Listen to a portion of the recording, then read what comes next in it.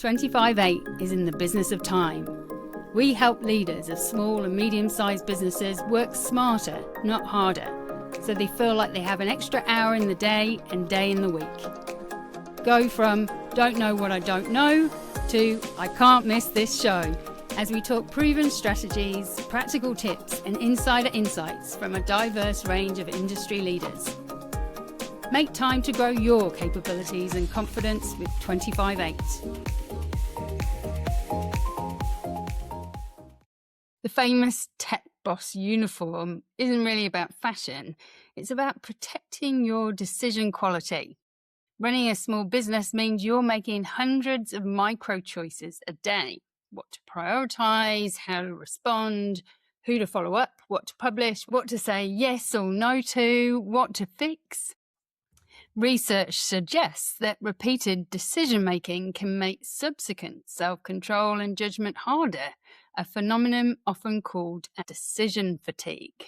So what can you do? Welcome to this episode of Make Time, where I'll give you practical ways you can reduce decision fatigue that actually help you make better and faster decisions for you and your business in the long run. I'm your host, Sam, and I'm passionate about helping you and your business thrive by working smarter, not harder. And thank you for joining me in this episode. I had a very short conversation with one of my coaching certificate students yesterday, and she said that she wanted a way to help her to switch off. She would constantly consider her responses to clients. She's waking up in the night considering her international clients, and she always feels like she has to respond. Long story short, she went away with the task of actioning an autoresponder that detailed the response time in her own lovely human way so that all clients knew when she would get back to them.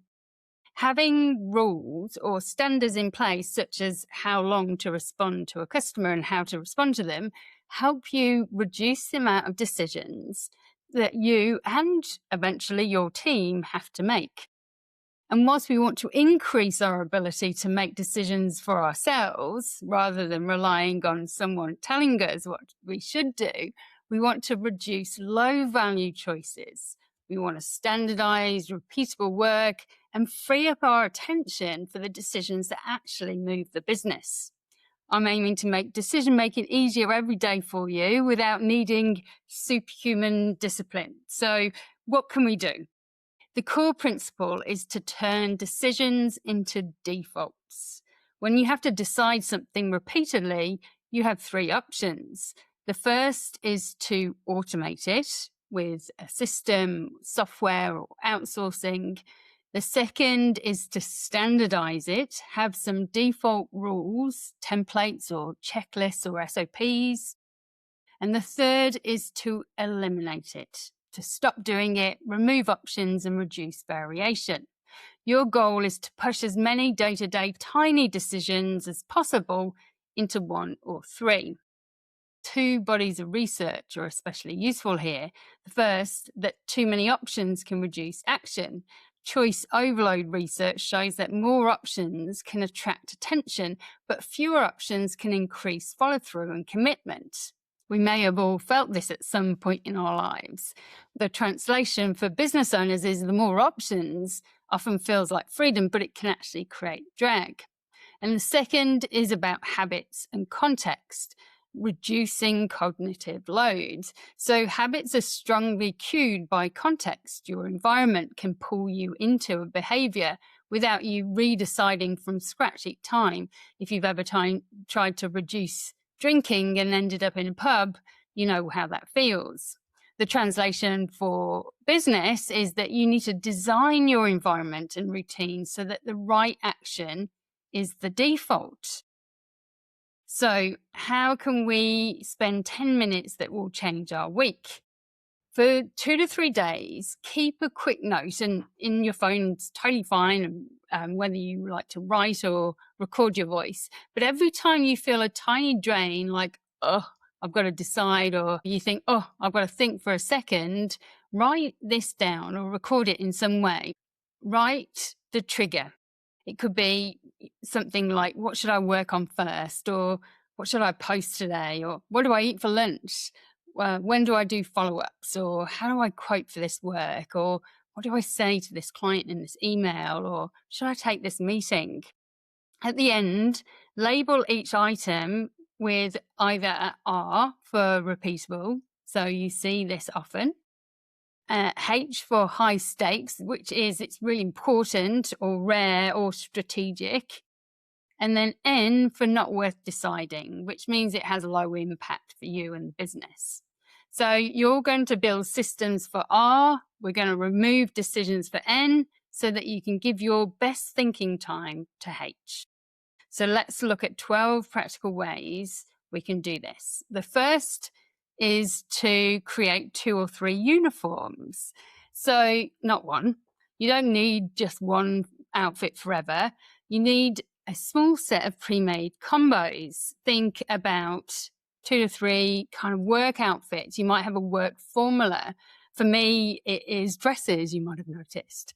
And so you might have a series of dresses or outfits that you wear for certain days. You might have one networking outfit or a presentation outfit. Essentially, what we're trying to do here is make mornings less about decision. What am I going to wear today? And so it might even be that you organize your wardrobe in this way. The second is to pre-decide your power hours. So the most common daily decision drain isn't what do I do first? You fix it with calendar defaults. So you want to set within your calendar 90 minutes where you're going to do your deep work. This is where you really move the needle. Then you're going to set 30 minutes for follow-ups or sales, 30 minutes for ops or admin, 15 minutes for planning for tomorrow. This is obviously really personal to you and your business and what you're responsible for. If you're chief everything officer, then it might be that you need more of those things in there. If you don't decide this in advance, your inbox decides for you. The reactions to your business decides for you. We have a handy productivity diagnostic to help you find yours if you're interested.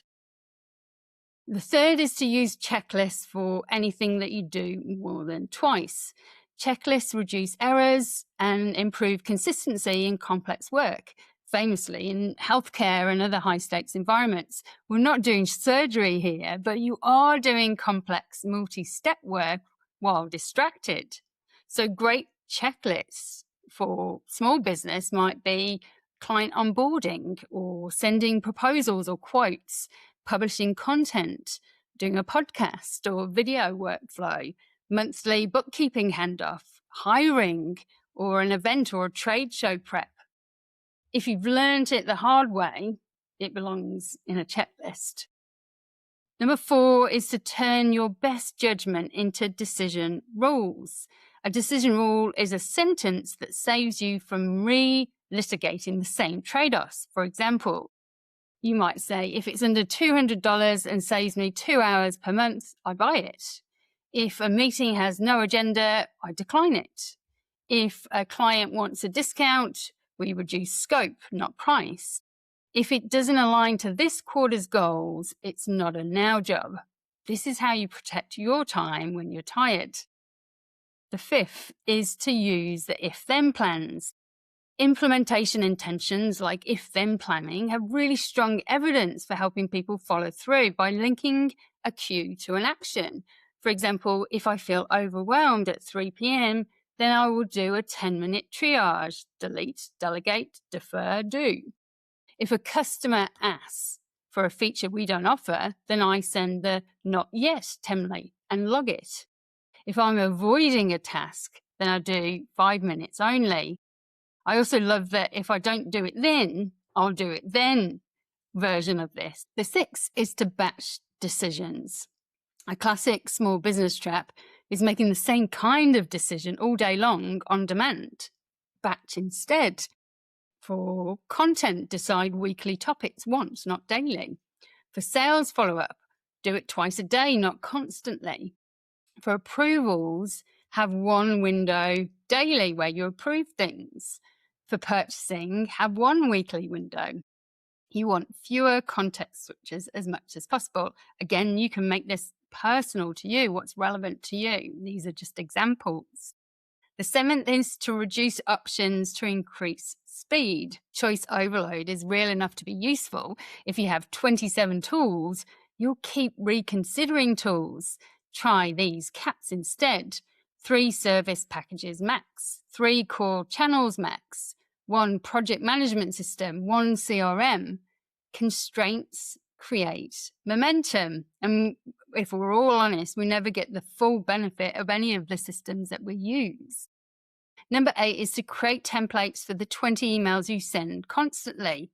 Every template removes a micro decision. Start with an intro or referral response, a discovery call confirmation, proposal follow-up, and not a fit response.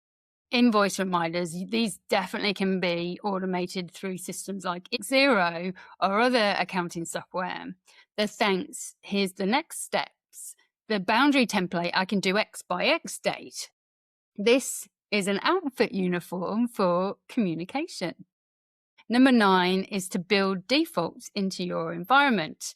Defaults are really powerful because they make the easiest path the desired one. And behavioral economics uses defaults for this reason. Small business examples here is that your desktop opens to your Today dashboard, not your inbox. Your browser bookmarks are your workflow steps.